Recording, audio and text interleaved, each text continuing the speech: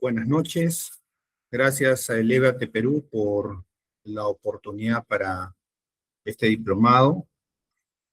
Ahora vamos a ver todo lo relacionado a lo que es confiabilidad, análisis de falla y mejora continua. Agradeciendo también a ustedes por su participación, ¿no? Por su tiempo y por darme la oportunidad de transmitir mis conocimientos y a la vez aprender de ustedes con sus consultas, con sus observaciones y aportes que van a realizar este módulo. Voy a hacer, voy a mostrar la PPT.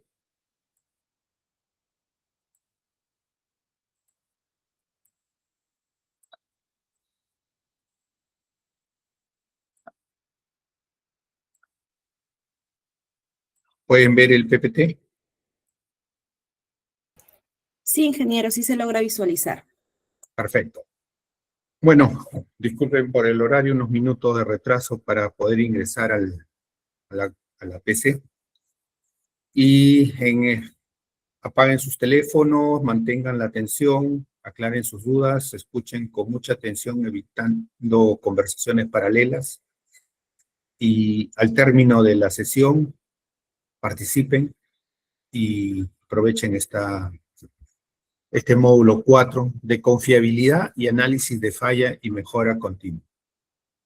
Entonces, vamos empezando con el tema de la confiabilidad. ¿Qué es la confiabilidad? Decimos que la confiabilidad es la capacidad de un sistema, producto, persona o medición de funcionar consistentemente y sin fallas durante un tiempo determinado, produciendo resultados predecibles y fiables. Se refiere a la cualidad de ser digno de confianza, implicando precisión, durabilidad y la minimización de errores, como la ingeniería, funcionamiento de máquinas y la psicometría, consistencia de tesis. Entonces, vamos a ver que dentro de los fundamentos de la confiabilidad operacional vamos a encontrar lo que es el enfoque holístico, mejora continua, prevención, ciclo de vida completo, cultura y personas, ¿no?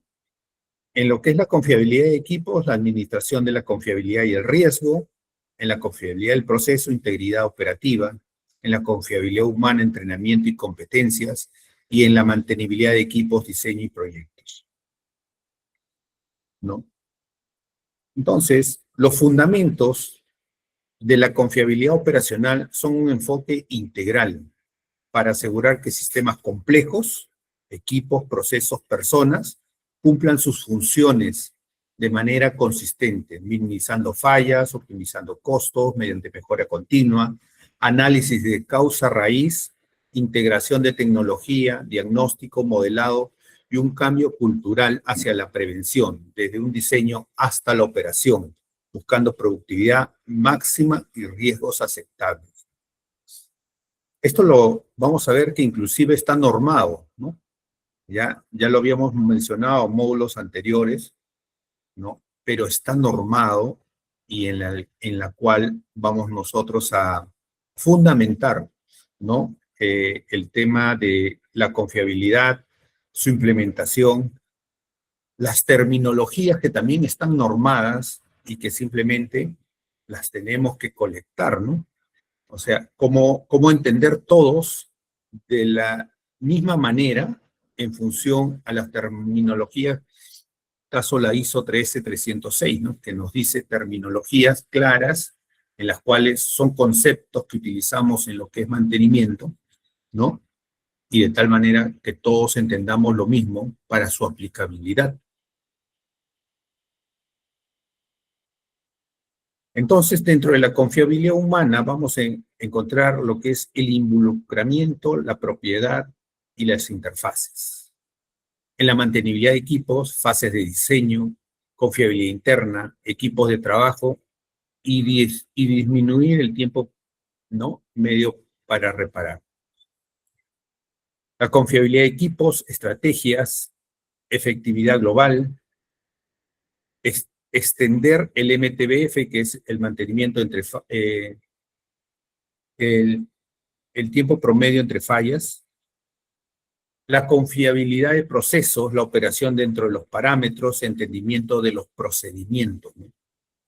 Aquí es algo muy importante, el tema de los procesos también, ¿no?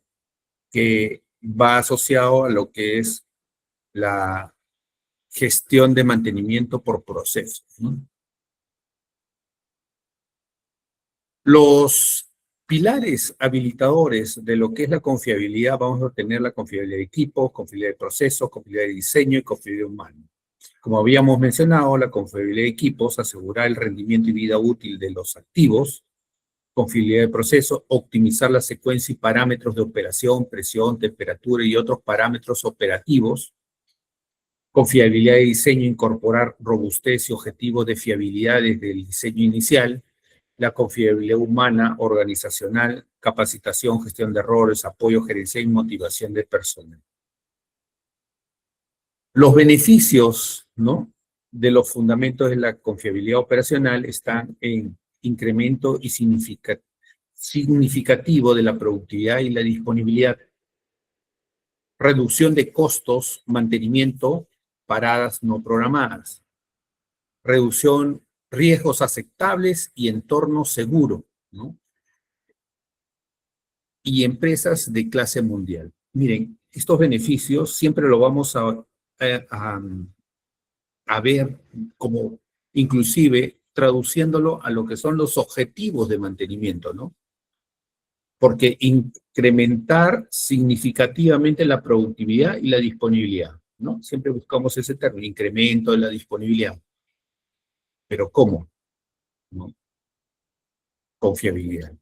La reducción de los costos, de la misma manera, con confiabilidad. Mantenimiento de paradas no programadas, ¿no? Reducir esas paradas no programadas. Recuerden, mantenimiento de paradas no programadas son las fallas. ¿Recuerdan? Cuando habíamos hablado de correctivos programados y correctivos no programados. Correctivos programados, ¿no?, venían en base a un monitoreo por condición, mientras que los no programados eran las averías o fallas, que yo paraba el equipo y tenías que intervenir.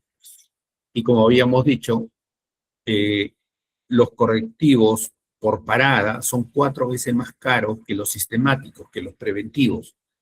Entonces, si evitamos, mejoramos el tema de la confiabilidad del equipo, simplemente reducimos nuestras paradas no programadas, nuestros costos también inherentemente se van a ir optimizando.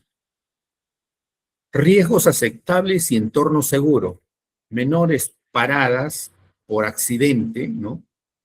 Paradas intempestivas puede ocasionar accidentes a la persona, al proceso, al equipo, al grupo de personas.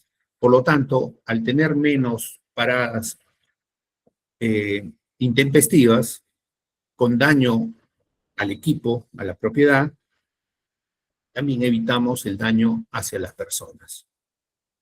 Y cuando empezamos a mejorar nuestra disponibilidad, cuando estandarizamos nuestro proceso, cuando optimizamos nuestros costos, cuando nuestros indicadores de seguridad empiezan a mejorar con menos con una menor tendencia hacia lo que son accidentes de equipos y de personas, ¿no?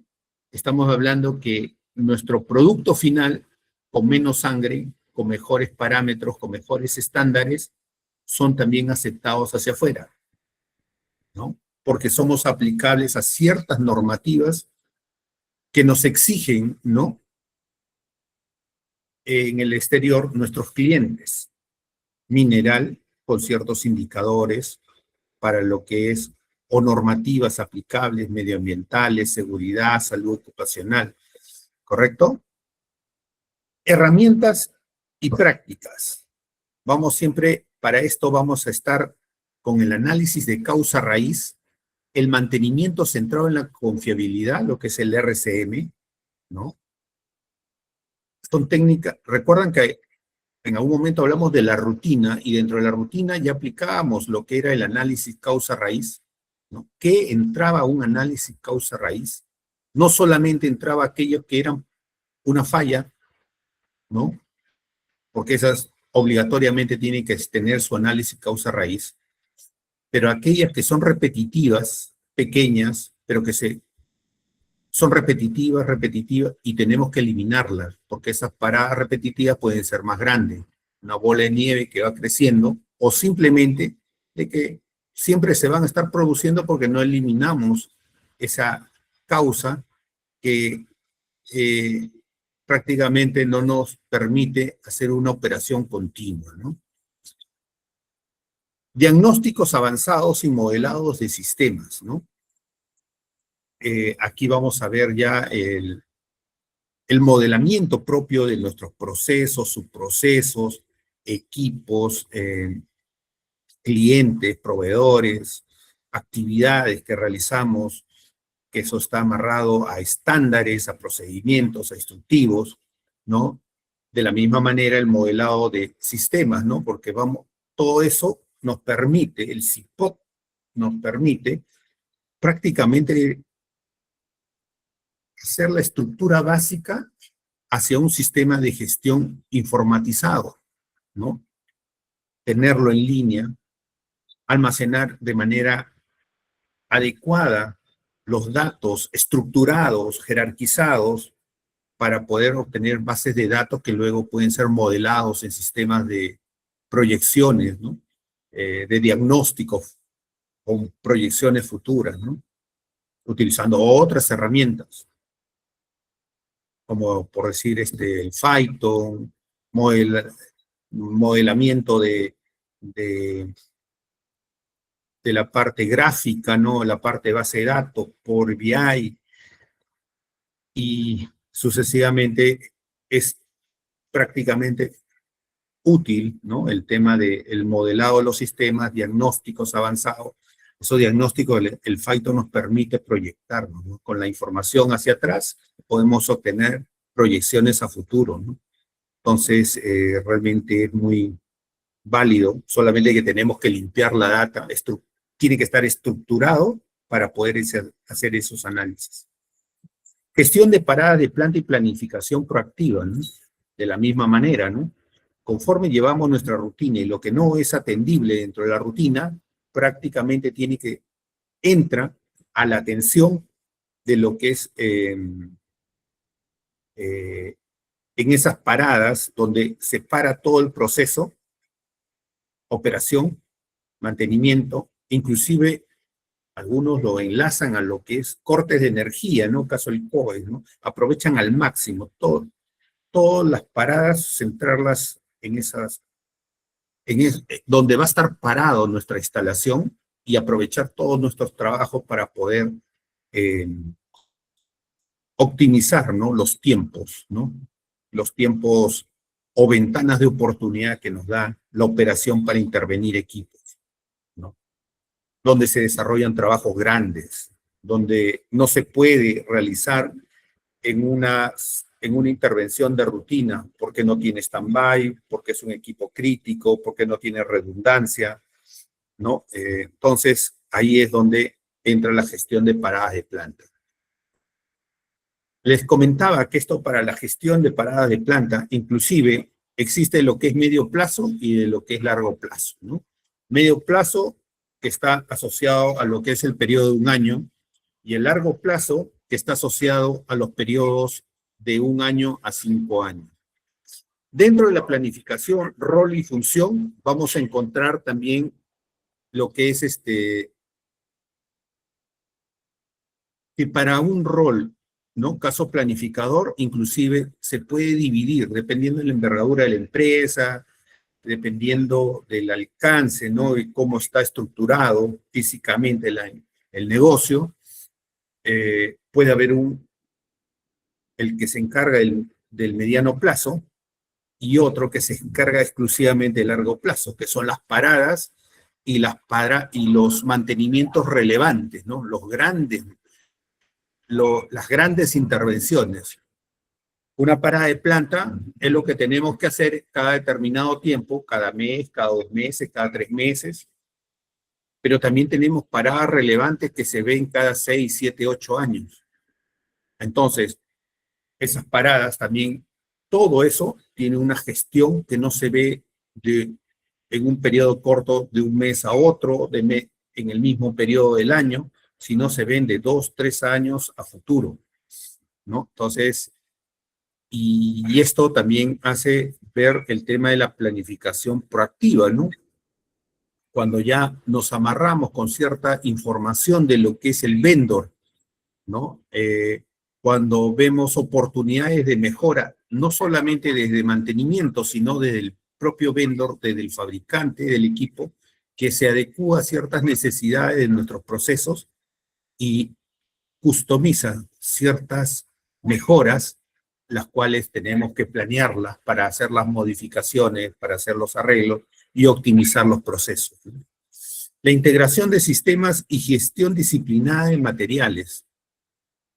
Es muy importante, les había comentado, ¿no?, de los software especializados de mantenimiento, pero que no ayuda mucho cuando no está integrado a las finanzas, a la contabilidad, a recursos humanos, a logística, a lo que es almacén y compras.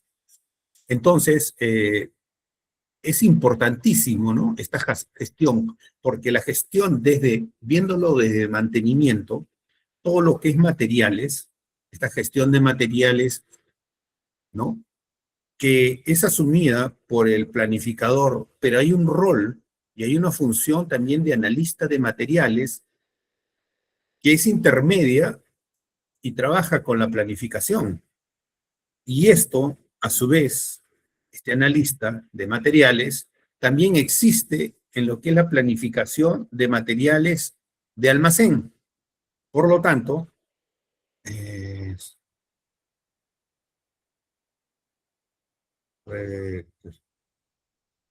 ya. Y entonces, y esto lo que ocasiona es que el primer feedback que recibe la gestión de materiales en almacén, en compras, es desde mantenimiento. El segundo feedback es de ellos mismos, porque ya le ponen el lead time, le ponen los tiempos, los agrupamientos, ¿no? También los contratos asociados a esa adquisición de materiales, la clasificación propia que tiene qué es reposición, qué es vital, qué es estratégico, qué es crítico, ¿no? Entonces, ¿qué funciona con el MRP? ¿Qué no funciona entonces con la orden de trabajo de mantenimiento?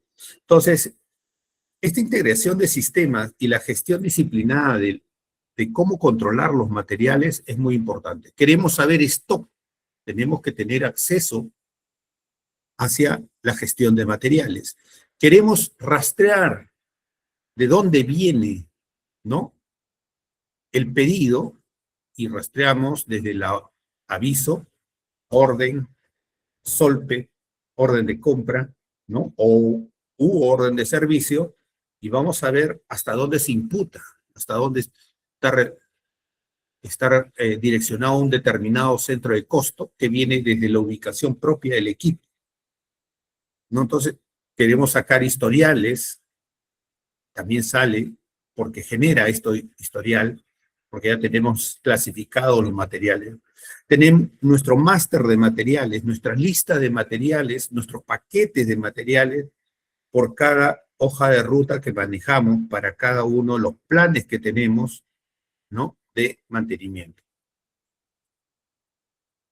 Entonces, aquí ya estamos viendo de que la importancia de la confiabilidad, ¿no?, y el mantenimiento basado en confiabilidad, el RCM, también tiene sus propios principios y su metodología. El RCM es una metodología estructurada basada en árbol de decisiones. Su éxito depende en gran parte de la experiencia de los participantes, como también la posibilidad de contar con datos de tasa de fallas y periodos de ocurrencia registrados de una información dificultosa de encontrar o elaborar en el común de las plantas. Entonces, el mantenimiento centrado en la confiabilidad es una metodología de análisis sistemático. Miren, nos está diciendo que es estructurado, objetivo y documentado. ¿Por qué? Porque vamos a ver que esto tiene un ISO, que ya lo normaliza, que ya lo estandariza, que puede ser aplicado a cualquier tipo de instalación industrial, porque siempre me dicen, el modelo que usted propone, enseña, aplica a mi factoría, aplica a mi maestranza, aplica a mi negocio de juego de azar, ¿no? Hasta eso, ¿no? Ya, miren, ya. Si se trata de mantención de equipos, estamos hablando lo mismo, y aplica. No he tenido la oportunidad de verlo en todas las industrias, pero sí aplica. Lo he aplicado en pesca, lo he aplicado en agroindustria, lo he aplicado en lo que es minería subterránea, gran minería, y estamos hablando de lo mismo. La diferencia es que tenemos que conocer el proceso, tenemos que conocer los equipos, tenemos que conocer la funcionalidad de estos equipos, y de esta manera vamos a poder empezar a jerarquizar, a ordenar y poder hacer la gestión de los equipos de un determinado proceso, ¿no? Entonces, es muy útil este tema de la metodología del mantenimiento basado en confiabilidad. Miren, estamos basándonos a algo que pensábamos nosotros que solamente servía pues para estadística, para sacar valores, ¿no? Cuantificar lo intangible, pero, ¿no? O cuantificar muchos datos y hallar tendencias. Estamos viendo de que va más allá de eso. Un plan eficiente dice, analiza cada sistema, cómo estos pueden fallar funcionalmente. Los efectos de cada falla son clasificados de acuerdo con el impacto en la seguridad, la operación y el costo. Entonces, acá entramos a la 14224, ¿no? Este estándar europeo nos permite, ¿no?, a nosotros, ya que este estándar europeo está alineado a 28 países, ya, de la Comunidad Europea, pero a la cual también nosotros como Perú también estamos alineados a ese estándar, ¿ya? Pero este estándar de RCM nace, ¿no?, de la industria aeroespacial, ¿no?, de la J1011, la J1012, ¿ya?, y que empezó a estudiar más detenidamente sus programas de mantenimiento. Miren de dónde nace, ¿no? O sea, para convertirse en un ISO, nació de una normativa de la industria aeroespacial, que fue el inicio, lo otro ya fue mejorado, ¿no?, que desarrolló procesos para sustituir el anterior mantenimiento de los componentes de los aviones basado en el tiempo, ¿no? Y con el apoyo del Departamento de Defensa de Estados Unidos se escribió uno de los primeros libros de texto sobre este novedoso enfoque, conocido como mantenimiento centrado en fiabilidad, y posteriormente la IEC 60300. En esencia, el mantenimiento centrado en la fiabilidad gira en torno a 7 preguntas clave que ayudan a identificar y aplicar tareas de mantenimiento eficaces, ¿no? Y estas preguntas son: ¿cuáles son las funciones y las normas de rendimiento asociadas al activo? ¿De qué manera puede incumplir sus funciones? ¿Cuáles son las causas de cada falla funcional? ¿Qué ocurre cuando se produce cada fallo? ¿Qué importancia tiene cada fracaso? ¿Y qué se puede hacer para predecir o prevenir cada falla? ¿Y qué debe hacerse si no se encuentra una tarea proactiva adecuada, ¿no? Preguntas básicas para el mantenimiento centrado en la fiabilidad, ¿no? Esto que nace de la industria aeroespacial. Y los fundamentos de esta J1011 y J1012, dice cuáles son las funciones y las normas de rendimiento asociadas a un activo. Bueno, este es ejemplo, ¿no?, de un activo.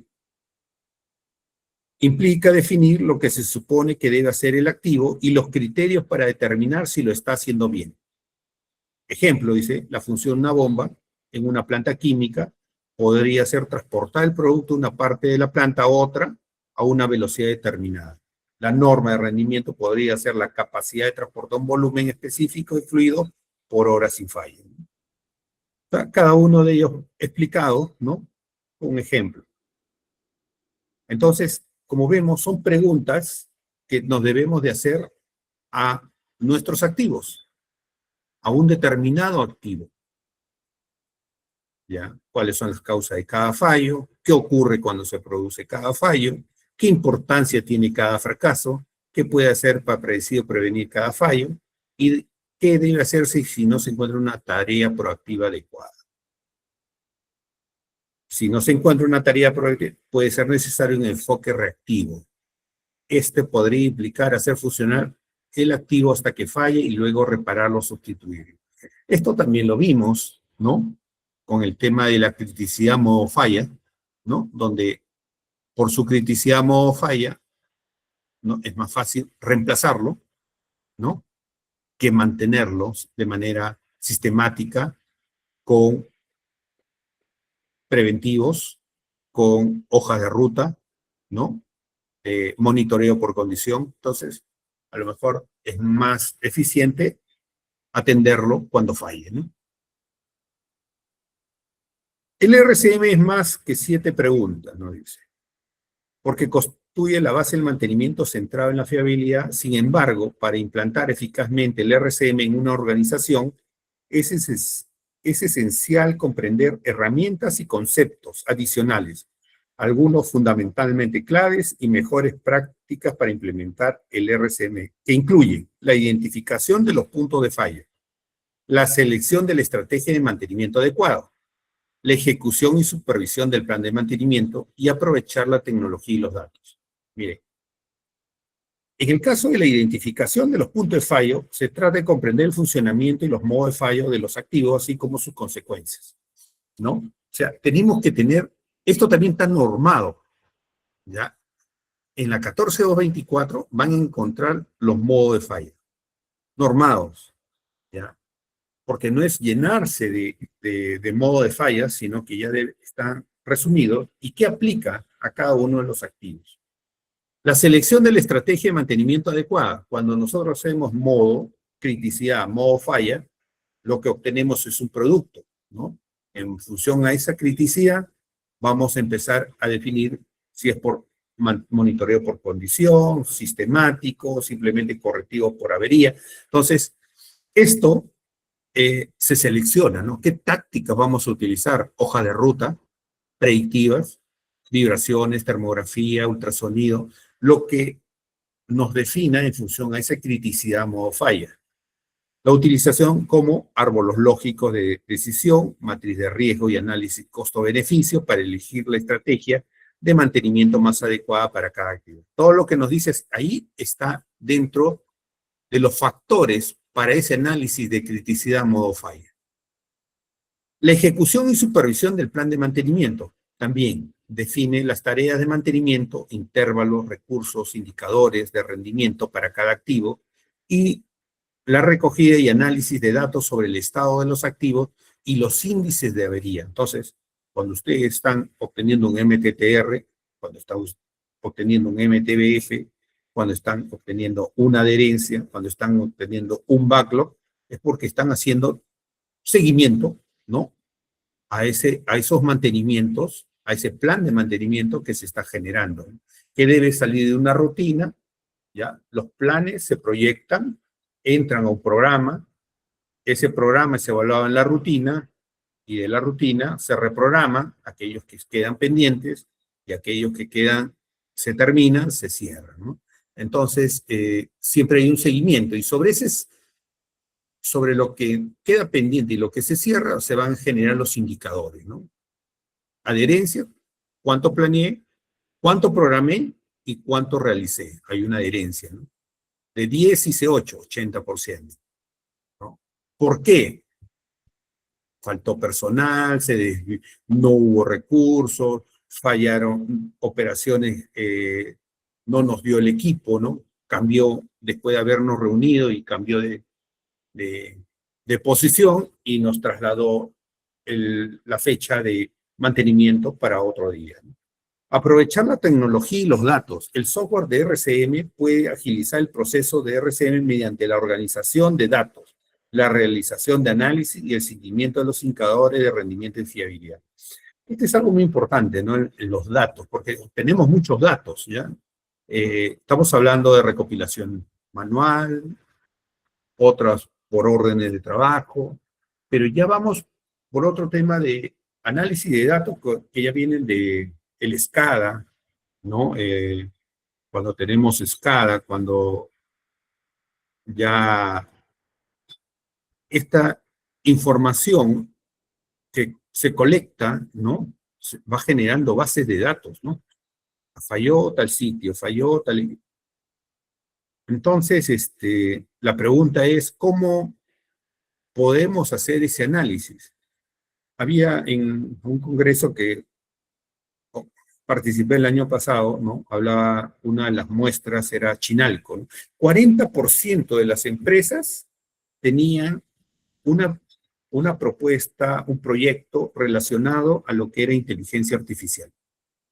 En esto estaba Chinalco, ¿no? Donde el área de molienda estaban así, querían hacer lo que era el análisis de datos, ¿ya? Pero para hacer ese análisis de datos tenían que limpiar la data. Tenían tanto software, ¿no? Operativos y de producción, que se han demorado 2 años para limpiar la data, para ordenarla. ¿Qué data sirve? ¿Qué data no? ¿Qué data? 2 años, un equipo de trabajo, que era 3, 4 personas. Y las competencias, no era un metalurgista, no era uno de sistemas, eran entre electrónicos y mecatrónicos para análisis de datos, ¿ya? Y después de ese periodo, recién iban a entrar a un tema de modelamiento, ¿no? Para sacar sus dashboards, sus indicadores en tiempo real, ¿no? Ya modelar la información, agrupado los tipos de falla, y de esa manera la nueva data que ingresaba ya estaba totalmente ordenada de acuerdo a los requerimientos que ellos necesitaban para ir modelando y para ir prediciendo en el tiempo, ¿no? Porque esta inteligencia artificial también trabajaba con otras herramientas como esta que es el Phyton, ¿no? Que son de regresiones lineales prácticamente y proyecta en el tiempo con varias variables, ¿no? Y modela, ¿no? Algunos escenarios que van a suceder a futuro. Entonces, es muy interesante el aprovechamiento de la tecnología y los datos, ¿no? Dentro de lo que es la J1011, nos dice que es el estándar para mantenimiento centrado en confiabilidad y está concebida para ser utilizada por cualquier organización que tiene o haga uso de activos físicos o sistemas que desee manejar responsablemente. Miren, ¿de dónde nace el RCM de la J1011? Pero esta norma no es reemplazada por la 14224. Es una norma vigente, ¿no? En el sector aeronáutico, pero que sirvió para una evolución de la 14224.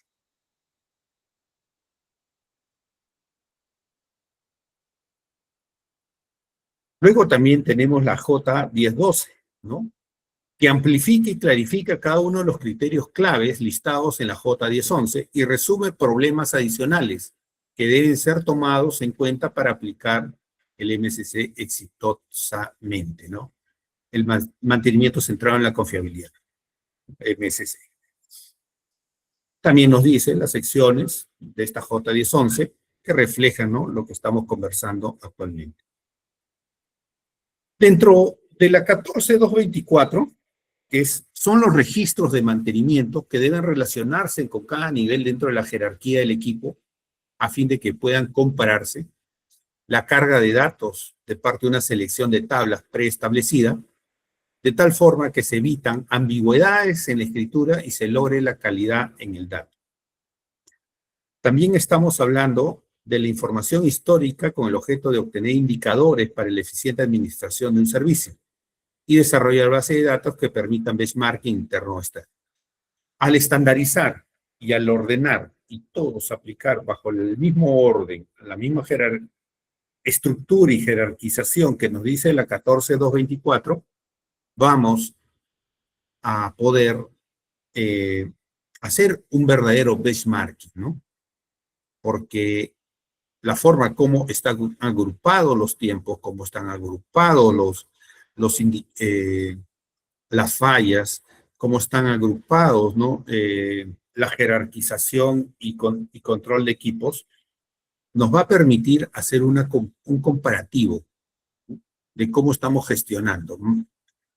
Podemos estar hablando de papeles por un lado y podemos estar hablando de, no sé, pues, harina de pescado por otro lado, pero si utilizamos la misma estructura, la misma jerarquización, son equivalentes las disponibilidades, aunque sean diferentes industrias, ¿no? Ejemplo, la papelera puede tener 95%, 98% de disponibilidad, mientras que la industria pesquera está sobre el 85-90% de disponibilidad.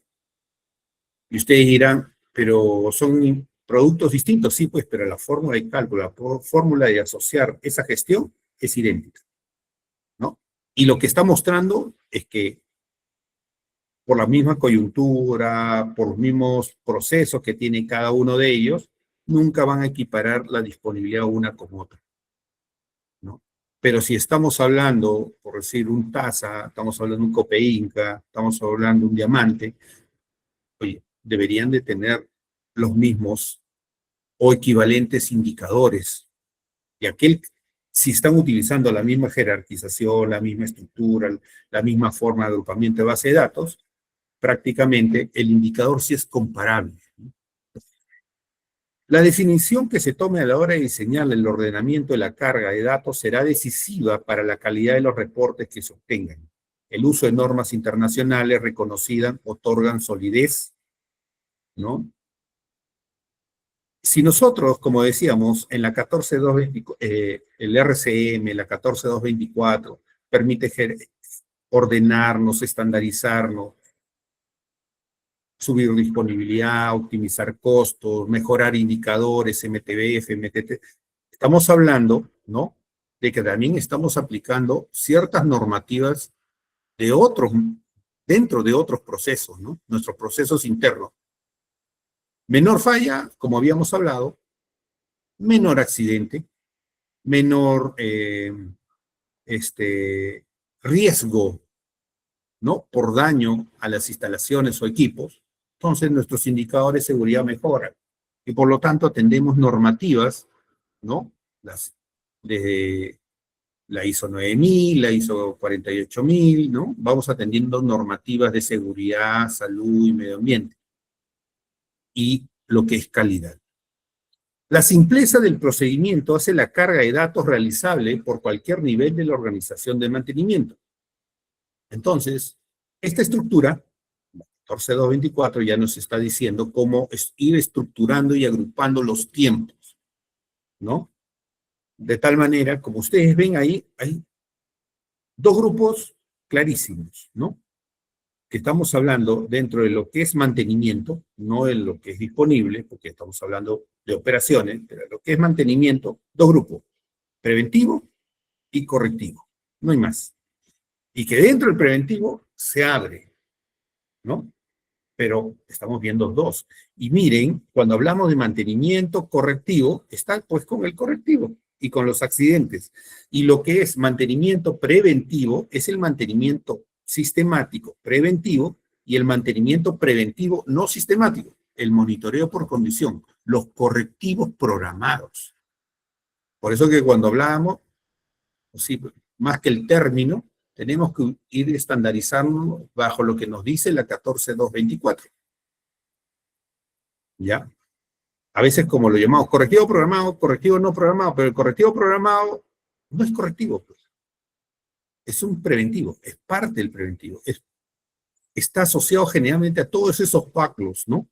Monitoreo por condición. Está sonando el rodaje. Ah, ya, entonces el rodaje lo tenemos en almacén, tenemos el extractor, no lo tenemos, hay que comprar con el reductor, comprar los sellos, tenemos todo completo para hacer el trabajo, sí, se programa, pero todavía no falla, ¿no? Entonces se convierte prácticamente en un correctivo programado, ¿no?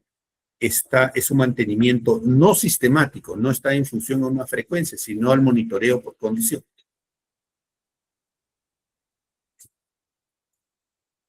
Clasificación de las tareas preventivas, predictivas, correctivas, rediseño, nos da cierta nomenclatura, que la 13306 nos aclara y prácticamente nos estandariza para la 14224, ¿no?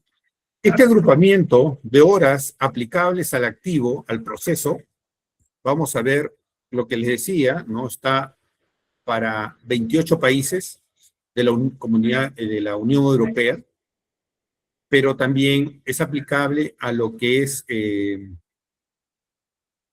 para Sudamérica y dentro de ellos el Perú, ¿no?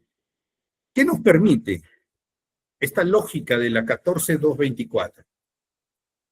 La lógica de trabajo que se basa en los principios de normalización, consenso, transparencia y coherencia técnica. Entonces, vamos viendo por un lado la 14224 y por el otro lado la 13306. ¿Estamos hablando de lo mismo? Sí, estamos hablando de lo mismo, ¿no? Por eso se complementan la 13306 con la 14224. Las categorías de mantenimiento. Vamos a ver que existen dos categorías básicas de mantenimiento. Aquellas que se realizan para corregir un ítem después de la falla, un mantenimiento correctivo, y aquellas que se realizan para prevenir que un ítem caiga en estado de falla, mantenimiento preventivo. Parte de esto puede ser simplemente los chequeos, inspecciones, pruebas para verificar la condición y el rendimiento del equipo con el fin de decidir si se requiere un mantenimiento preventivo. El mantenimiento correctivo, como un mínimo para registrar la confiabilidad de un ítem, se requiere que el mantenimiento correctivo para corregir una falla se debe registrar. El análisis de datos de falla requiere de atención si existen muchas fallas repetitivas en el mismo tiempo o fallas críticas en el equipo crítico de producción. Lo que les decía, ¿no? En la rutina, ¿no? No solamente es atender aquellas fallas que ocurren para hacer análisis causa-raíz, sino aquellas fallas que se van produciendo, ¿no? Por decir, donde estoy hay escada, pero en el escada me aparece un error, ¿no? Un error de señal. Entonces, ese error nuevamente vuelve a aparecer dentro de una semana. Y otra vez vuelve a aparecer dentro de una semana. Y lo que hace que al aparecer el error, mientras que se setea, estamos parando entre un promedio de 5 o 10 minutos. Pero la pregunta es, ¿de dónde viene? ¿Por qué está ahí? ¿Qué significa que nos salga esa alerta, esa falla? Entonces, ese análisis causa-raíz, aunque no es de impacto, ¿ya? Pero es repetitivo y puede ocasionar algo mayor para un equipo crítico. Por lo tanto, se debe recoger dentro de la rutina y debe pasar a un análisis causa-raíz, ¿ya? No con la misma prioridad de aquello que es una falla, pero igual tiene que ser atendido para eliminarlo, ¿no? Y hacer una operación continua. Dentro del mantenimiento preventivo, se recomienda que el registro de mantenimiento preventivo se realice esencialmente de la misma manera que con los procesos, que con las acciones correctivas. Esto puede entregar la siguiente información adicional: toda la historia, el tiempo de vida de un ítem, recursos totales utilizados para el mantenimiento, tiempo de parada total y por lo tanto la disponibilidad total del equipo, balance entre el mantenimiento preventivo y el correctivo, ¿no? Entonces, entre estos dos siempre vamos a ver lo siguiente: cuánto de preventivo y cuánto de correctivo. Y siempre vamos a encontrar este balance, ¿no? El 80-20, ¿no? 80 preventivo, 20% correctivo. Los correctivos no desaparecen, ¿ya? A no ser, tendría que ser una industria totalmente automatizada, tal vez en, ¿no? Aquellas donde se tiene todos los controles en áreas pequeñas, pero si hablamos de industrias que están sectorizadas en diferentes lugares y son parte de un gran proceso, a veces no se logra eso, pero sí es el objetivo, 80-20. Y les diré que ahora pocas industrias llegan al 60-40, por no decir casi ninguna. Todas están sobre el 40-60. O sea, 40 preventivos, 60 correctivos. ¿Ya? Aunque digan lo contrario, ¿eh? Pero si sacan su estadística y sacan su análisis, se van a dar con esa realidad. Por eso que se trabaja mucho con este tema de las mejoras, ¿no? Utilizar las tecnologías. Y más que tener, ¿no? Uno puede tener un Ferrari, un SAP, puede tener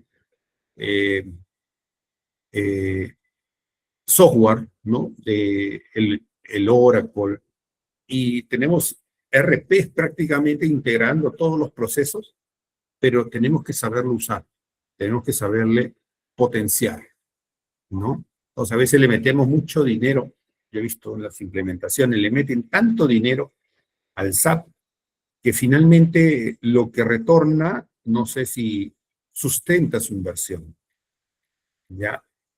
Pero de lo básico, de lo estándar que saca, utilizando estas herramientas como les he dicho, ¿no? Python, Power BI,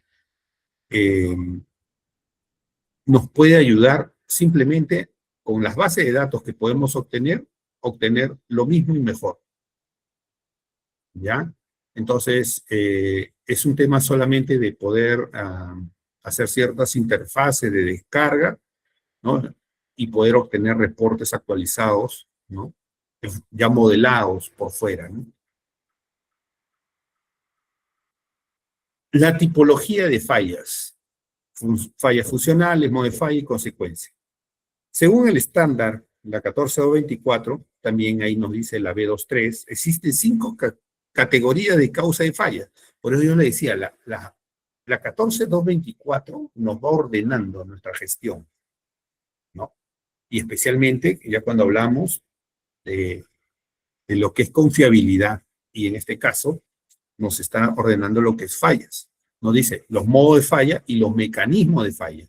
Los modos de falla están relacionados con las clases de equipo y pueden ser categorizados en 3 tipos. Que no se obtiene la función deseada, que se pierde la función específica o esta se encuentra fuera de los límites operacionales, y una indicación inicial de fallo se observa cuando esta no representa de manera inmediata un impacto crítico. Modo de falla. El mecanismo de falla. Los mecanismos están asociados a los siguientes grupos: mecánicas, fallas mecánicas, de material, instrumentación, eléctrica, fallas por influencia externa y otros misceláneos. Nos va clasificando, mire, el modo y el mecanismo de falla. La tipología de las fallas, si queremos definir un catálogo de falla, podemos decir que es una interfaz entre el hombre y la máquina, que va a permitir al hombre reflejar en el sistema informático de gestión de mantenimiento lo que está sucediendo al equipo en operación. Los catálogos de fallas son utilizados para que nos permita registrar en el sistema de mantenimiento lo más apegado a la realidad que algo sucedió en nuestros equipos y fue captado por algún trabajador. A veces nosotros cuando no hacemos este trabajo, ¿no? El catálogo de fallas se vuelve inmenso y el que va registrando, ¿no? Sea el dispatch, ¿no? Vamos viendo que va registrando, ¿no? Estos valores, un código, ¿ya? Pero si encontrara 2 libros de códigos, 3 libros de código, no lo va a poder hacer de manera certera y de manera práctica, ¿no? Entonces, cuando esto ya está bien estructurado, está bien comprimido, el catálogo de fallas es tan simple que el operador empieza a marcar, ¿no? Porque eso lo registra. y que luego también en sala se verifica la información. ¿Ya? Entonces, imagínense lo que registra el dispatch, minería, ¿no? Gran minería para sus equipos móviles, el SCADA para lo que es plantas concentradoras o procesos. Entonces, van viendo de que esto se va registrando, cada evento se registra, ¿no? Se va catalogando.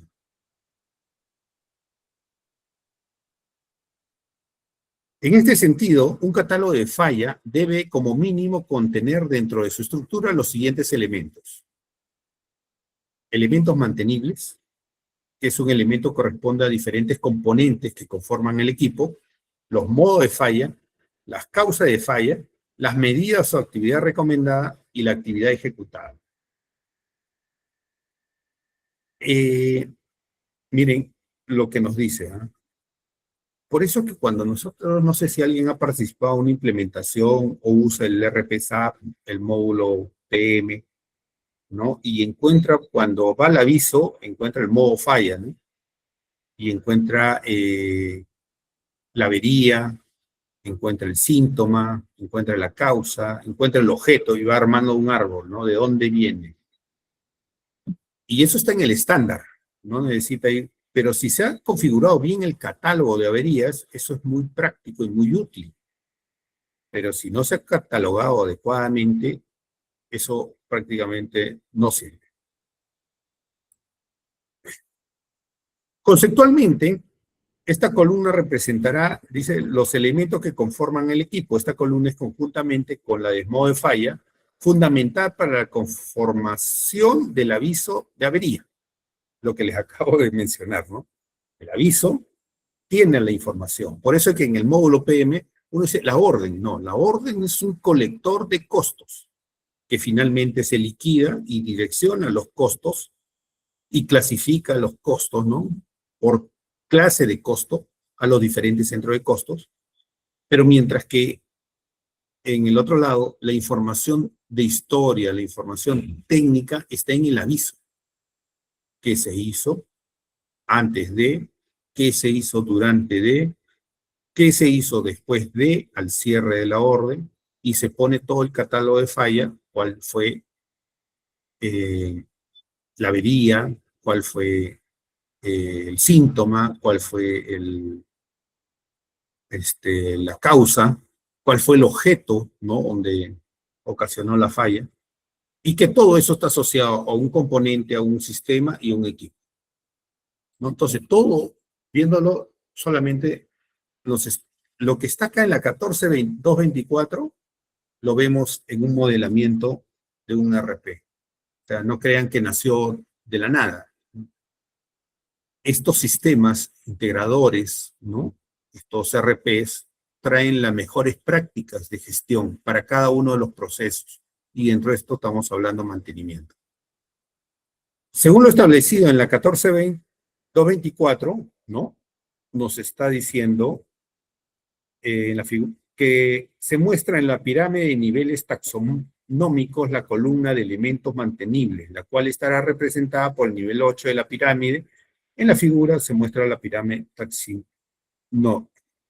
taxonómica, ¿no? Vamos a ver componentes, unidad, unidad de equipo, sección, sistema, planta o instalación, categoría de negocio, industria, va hacia arriba, ¿no? Y como dice, los subnivel del equipo llega del 6 al 8.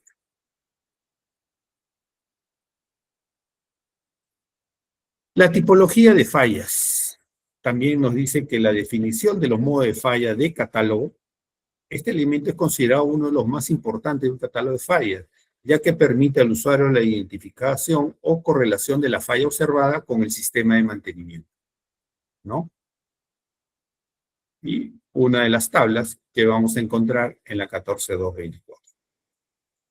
Detección de las causas de falla del catálogo. Esta columna de catálogo representa conceptualmente el evento inicial que originó la avería del equipo y está asociado con el mecanismo de falla que actuó sobre el componente para generar la falla. El objetivo fundamental de este elemento es identificar el evento inicial, la causa raíz, ¿no? Por eso hablábamos de esto, ¿no? Mire, la parte inicial, donde está la ubicación, la estructura del proceso, donde está el equipo, ya empieza de la 6 a la 8, ¿no? Dentro del nivel de pirámide, y vamos a encontrar equipo, sistema, componente, inclusive flota, equipo, sistema, componente, ¿no? Lista de materiales.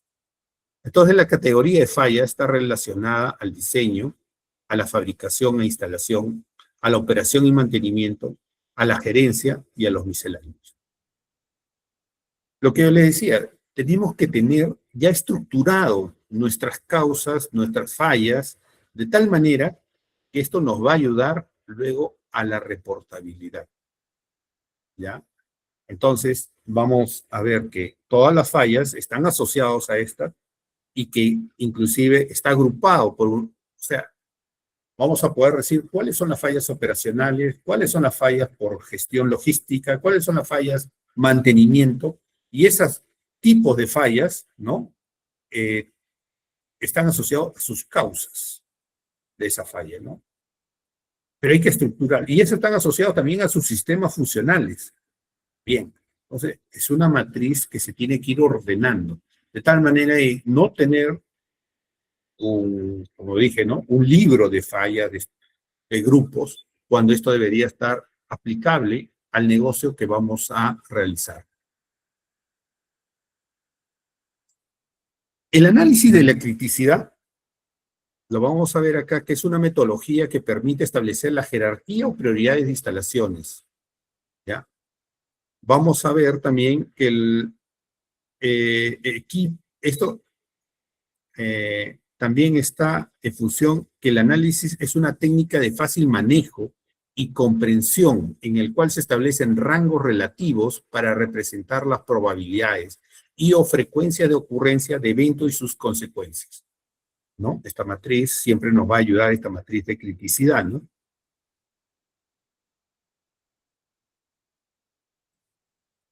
La definición del riesgo. El riesgo es un término de naturaleza probabilística que se define como egreso o pérdida probable consecuencia de la probable ocurrencia de un evento no deseado o falla.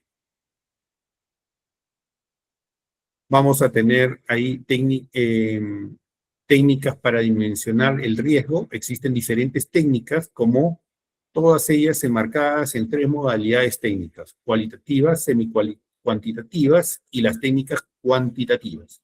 Las técnicas cualitativas, como su nombre lo indica, obedecen a razonamiento de naturaleza cualitativa, donde la estimación de la probabilidad de ocurrencia de los eventos y de sus respectivas consecuencias se realiza utilizando una escala relativa donde no se establecen rangos numéricos explícitos. Las cualitativas son las técnicas, con su nombre indica, obedecen a razonamiento de naturaleza cualitativa, donde la estimación de la probabilidad de ocurrencia de los eventos y sus respectivas consecuencias se realiza utilizando una escala relativa, ¿no? La estimación cualitativa de la frecuencia, extremadamente improbable, improbable, algo probable, probable, muy probable. Entonces, lo intangible, lo cualitativo lo volvemos cuantitativo, ¿no? Estimación cualitativa de consecuencia, no severa, poco severa, igual, ¿no? Lo cualitativo se convierte ahora en cuantitativo. Y las técnicas semicuantitativas, las técnicas cuantitativas, como su nombre lo indica, obedecen al razonamiento de naturaleza cualitativa, donde la estimación de la probabilidad de las ocurrencias de los eventos, ¿no?, se realiza utilizando una escala relativa. La estimación cualitativa de la frecuencia y las técnicas cuantitativas.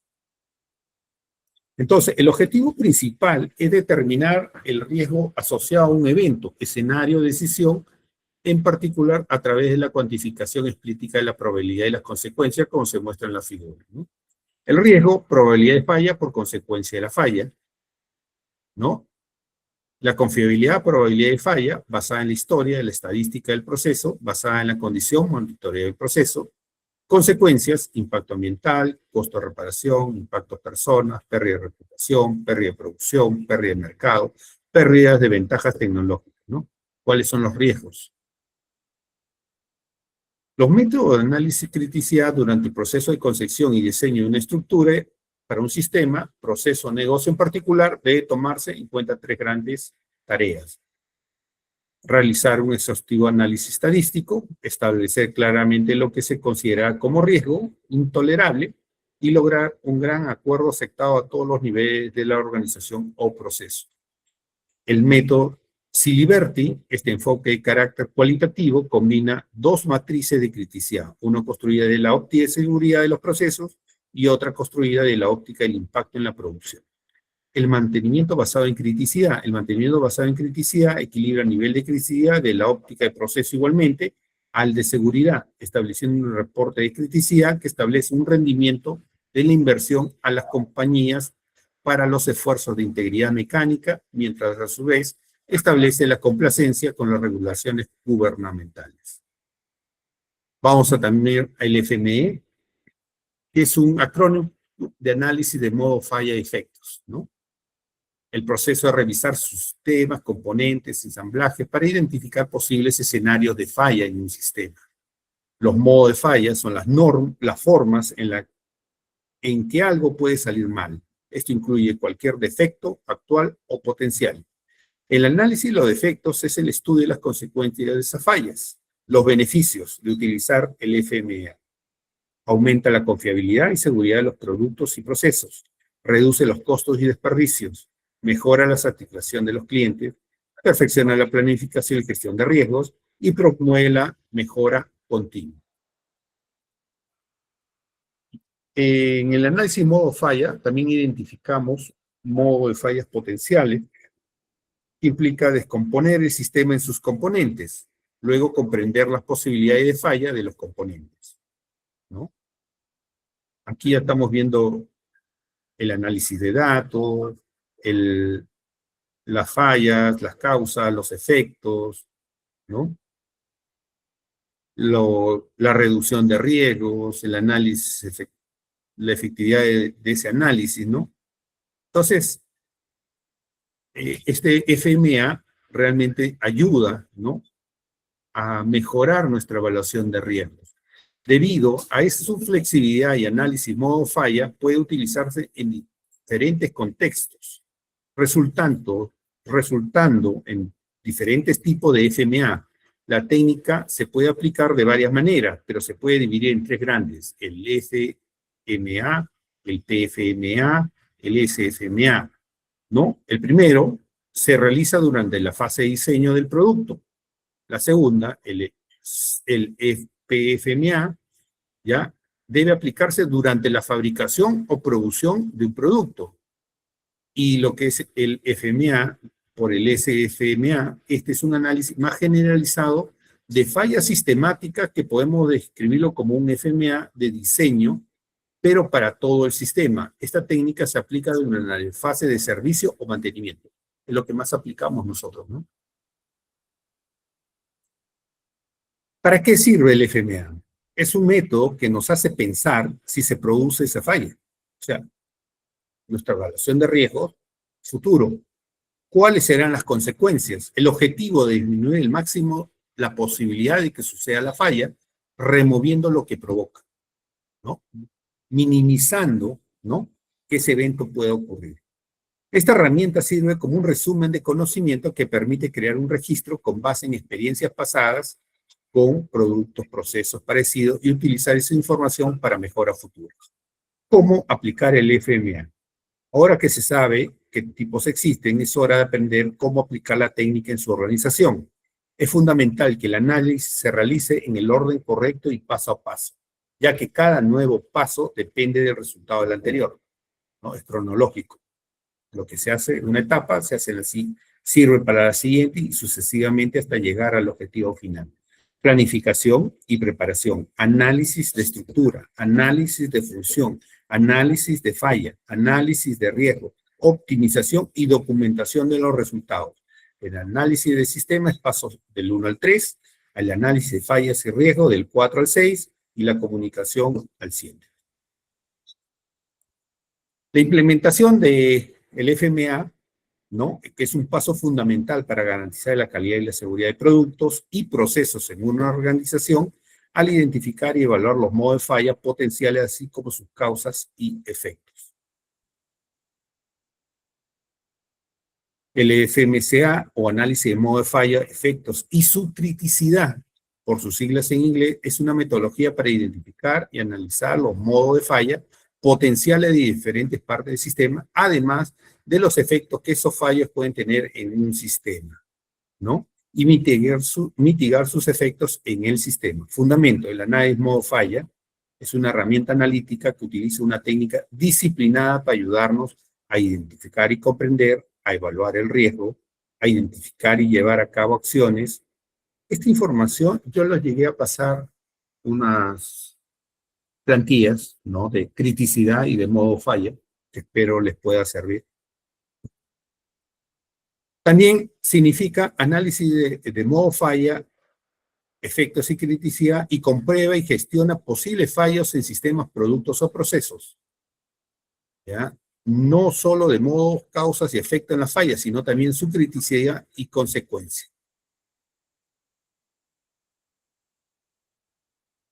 ¿Cuál es la diferencia entre el FMCA y el FMA? El análisis modo falla y efectos es un pariente cercano del FMCA.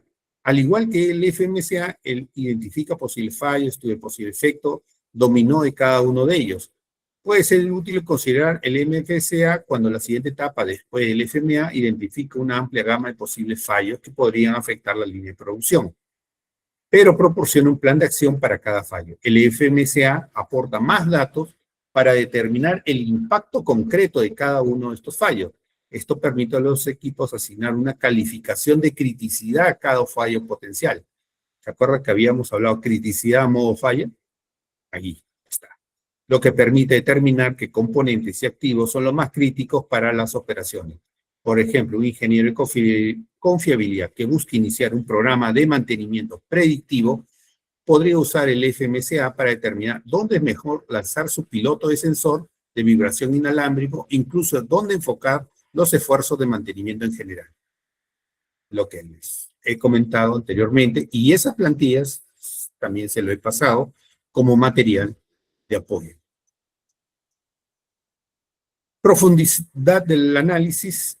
El FMA solo enfoca en identificar y evaluar posibles modos, causas y efectos de falla.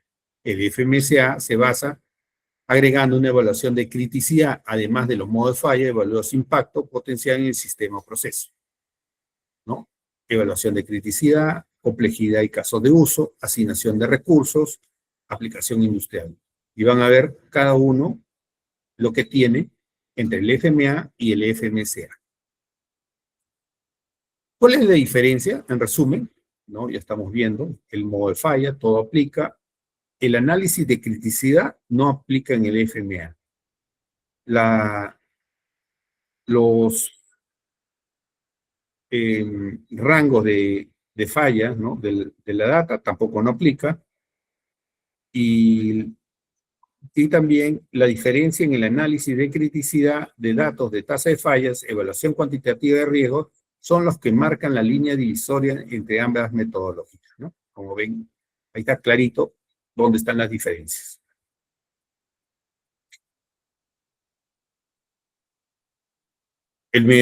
Bueno, vamos a recopilar lo mismo, así que lo pasamos. La mejor herramienta para realizar análisis FMA y FMCA. ¿Está buscando una herramienta para utilizar un FMA o un FMCA? Tienes el Windows Map, el Visual Platform, el QualiPro, el Realisoft X FMA, Datalyzer FMA, Relance FMA, PQ-FMA, Qt9 QMS FMA, SoftSpec FMA. Funciones de edición de diagramas, puedes agregar formas, cuadro de texto, relleno de color, imágenes, enlaces, mapas de árbol, diagrama de espina de pescado, organigrama. O sea, hay una diversidad de herramientas para poder utilizar esta herramienta, ¿no? Dentro de nuestros análisis de fallas para nuestros equipos de nuestros procesos. El árbol de decisiones es un diagrama en que se representan las decisiones que se deben tomar, los diferentes escenarios que pueden ocurrir y todos los posibles escenarios. Por lo tanto, un árbol de decisiones sirve para tomar la decisión en el que deben tener en cuenta varios escenarios posibles, ¿no? Nos va saliendo, ¿no? En función de las decisiones, y tenemos que tomar decisiones finales. Un árbol de decisión está formado por los siguientes elementos: nodo de decisión, nodo de probabilidad y nodo final, que representan un resultado, por lo tanto se identifica fácilmente por qué no sale ninguna rama de ellos. Es el árbol de decisiones, se representa mediante triángulo. ¿Cómo hacer un árbol de decisiones? Representar la decisión principal, añadir los nodos, llegar hasta los resultados y tomar una decisión. Una vez finalizado el árbol de decisiones, analízalo y decide qué es lo mejor que puedes hacer, ¿no? Tomar una decisión y generar un plan de acción. El árbol de decisiones, ¿no? Tiene la posibilidad de proceder de inmediato con la producción de una nueva, bueno, este es un ejemplo, ¿no? Y en la cual tiene que tomar una decisión. En función a esta nomenclatura, ¿cuáles las alternativas tienen el valor monetario esperado más alto? Ejemplo de árbol de decisiones, de la misma forma, ¿no? Para que calculen lo que es los valores de los otros nodos y marquen dos líneas de alternativas rechazadas, quedando nuestro árbol de la siguiente manera. Introducción. Lo que es criterios de frecuencia óptima y economía del mantenimiento. Los requisitos de las actividades de mantenimiento no permanecen estables, sino que cambian cuando cambian de entornos de negocios y tecnológicos. Por lo tanto, la función de mantenimiento debería evaluar continuamente sus objetivos y sus modos de funcionamiento y modificarlos cuando sea necesario. El modelo de decisión costo-riesgo. Para determinar la frecuencia óptima de inspección se requiere la construcción de dos curvas. Uno que representa el costo asociado a las diferentes políticas de inspección, modelamiento a diferente frecuencia, y otra que indica los costos de riesgo asociados a una falla o pérdida de función primaria o secundaria de activo físico. Estas dos curvas se combinan en un modelo de decisión conocido como modelo costo-riesgo. El modelo costo-riesgo pueden destacarse tres curvas que varían en el tiempo: la curva del nivel de riesgo, la curva del costo de inspección y la curva del impacto total del negocio.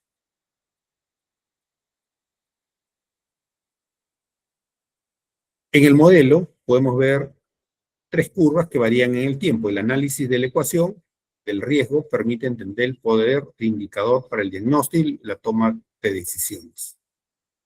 También el modelo de decisión del costo-riesgo, vamos a ver la frecuencia, en este lado frecuencia y consecuencias, ¿no? Y sobre eso, el mantenimiento en la ingeniería de la confiabilidad requiere de un cuidadoso proceso de diagnóstico de equipos y sistemas. El diagnóstico basado en el riesgo puede entenderse entonces como un proceso que busca caracterizar el estado actual y predecir el comportamiento futuro de equipos y sistemas.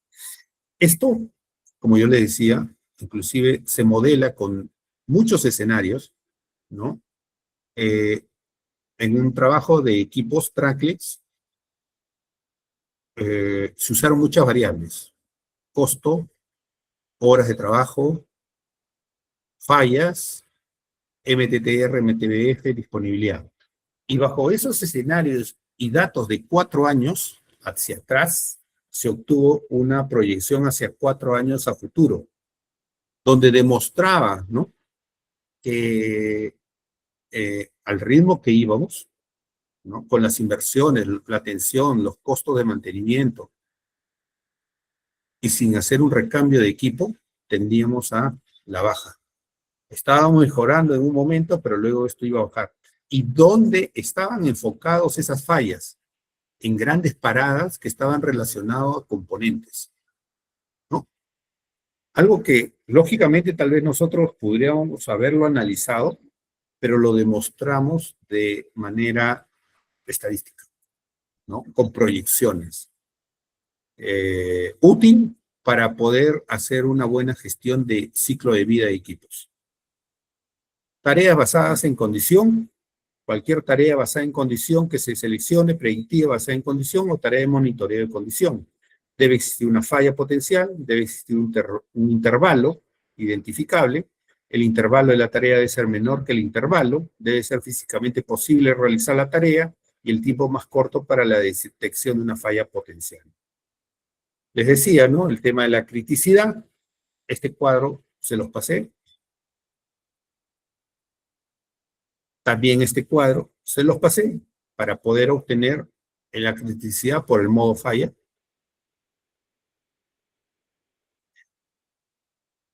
Y las extensiones de la falla están fallas previsibles por tiempo, las fallas previsibles por monitoreo y las fallas previsibles aleatorias. Total, todo esto ha sido resumido en una lista de estrategias, tácticas que se deben utilizar mediante la evaluación de criticidad a modo falla. Bueno, alumnos, hasta aquí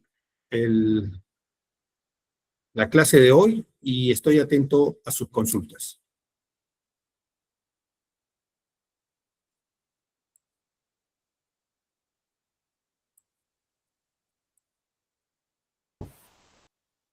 A ver, veo consultas por acá.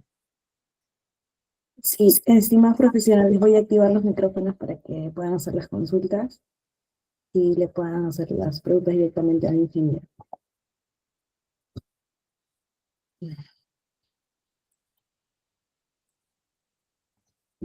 Ya está, ingeniero.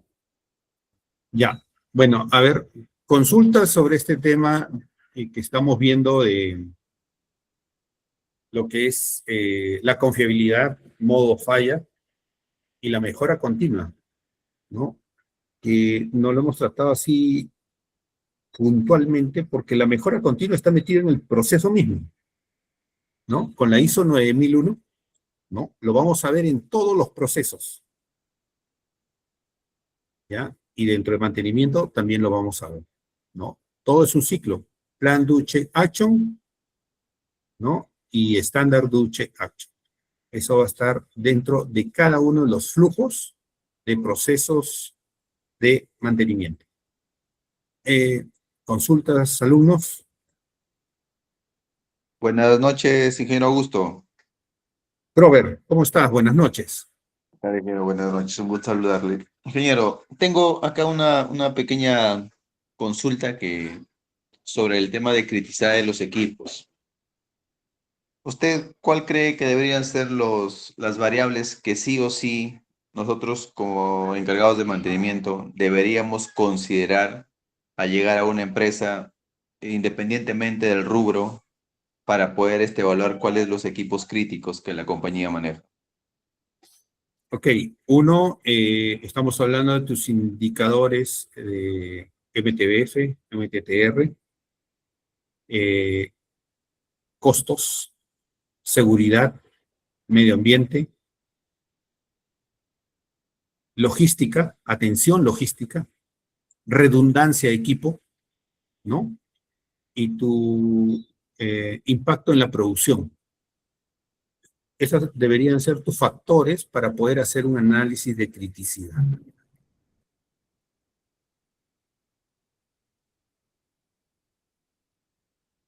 Ojo, dentro de la planilla que envías, la clase 2, creo, el módulo 2, está esa planilla y ahí lo puedes ver al detalle y puedes usarlo y aplicarlo para tu proceso.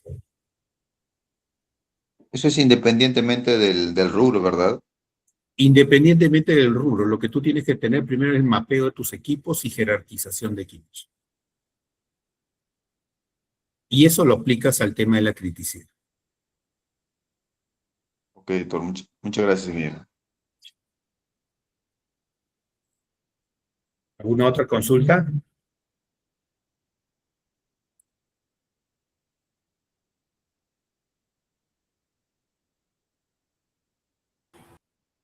¿Dudas? Es muy importante, vuelvo a recalcar este tema del RCM, la 14224, la 13306, porque nos alinean inclusive a la gestión de activos que la ISO 55001, ¿ya? Entonces, cuando nosotros hablamos de estandarización, cuando hablamos ya de confiabilidad, como es la 14224, y que nos va alineando nuestra gestión, somos parte de un modelo de gestión que apunta a un benchmarking y a un clase mundial.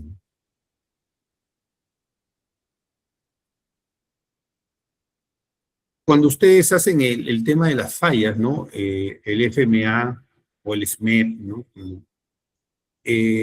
Estamos viendo de que su aplicabilidad viene justamente en eso, ¿no? Hacer mucho la evaluación de riesgos de que no falle el equipo, ¿no?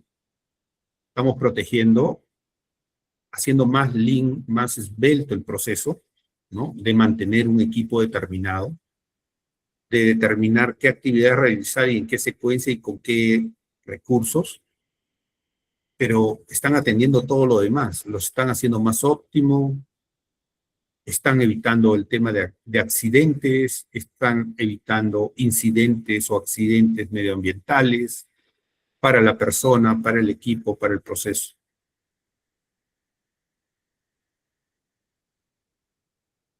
Disculpe, ¿podría volver a enviar el documento que envió la segunda clase, donde está todas las tablas? Sí, están todas las tablas, lo voy a volver a enviar, ¿ya? Para este módulo.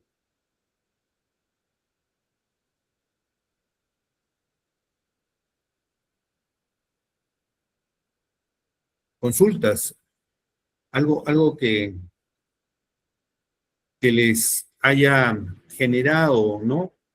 Alguna controversia con su proceso, la forma como están gestionando o estandarizando su gestión de mantenimiento, ¿no?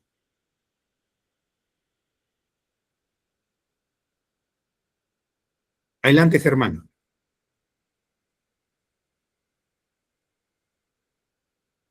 Te escucho, Germán.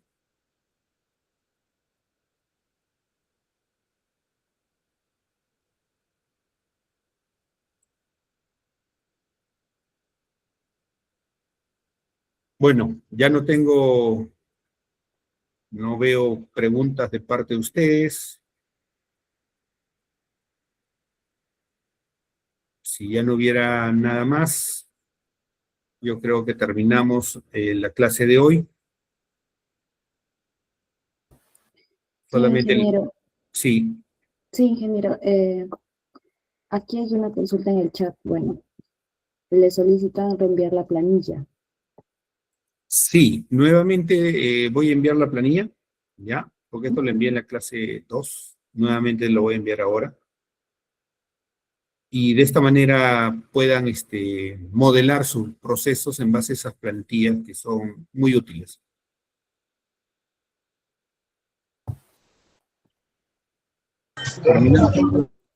Terminando la clase te lo estoy pasando para que los cuelgues Ya, en el ya, curso. ingeniero. Bien, si no hay ninguna otra consulta, ingeniero, vamos por culminar la clase el día de hoy. Muchísimas gracias por la clase brindada. Esperemos que los participantes hayan tomado nota y apuntes de cada tema que se haya tocado en la clase. Muchísimas gracias, ingeniero. Ok, gracias, buenas noches. Gracias. Estimados participantes, les comento que el link de asistencia lo voy a compartir mediante el grupo de WhatsApp y también la grabación estará disponible el día de mañana para su repaso. Y asimismo también les comento que el valor promocional para la certificación es de 89,90. Cualquier consulta o duda lo pueden escribir mediante el chat. Estamos ahí para poder responder. Muchísimas gracias y que tengan muy buenas noches. Muchas gracias.